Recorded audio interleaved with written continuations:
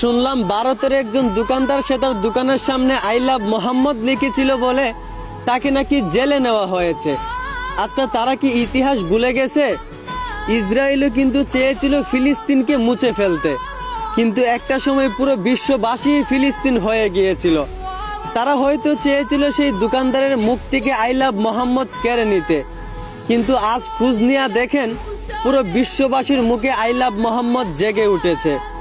মুসলমানের ইমানের উপর আঘাত করলে মুসলমান কখনো থেমে থাকে না, বরঞ্চ মুসলমানের ইমানের পাওয়ার আরো বেড়ে যায়। আরে ভাই, আমরা সেই নবীর উম্মত যেই নবী শত পাথরের আঘাত খাওয়ার পরও দিনের দাওয়াত দিয়েছেন শুধুমাত্র আমাদের কথা ভেবে।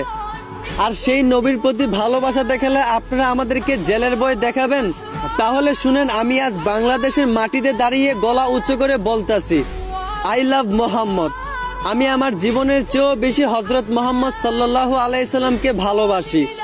এতে যদি আমার জেলে যেতে হয়, এতে যদি আমাকে ফাঁসির মঞ্চে দাঁড়াতে হয়, তবু আমি একবার নয় 100 বার বলতে রাজি আই লাভ মোহাম্মদ। যদি আপনারাও নবীজিকে ভালোবেসে থাকেন তাহলে অবশ্যই কমেন্টে আই লাভ মোহাম্মদ লিখে যাবেন। ধন্যবাদ।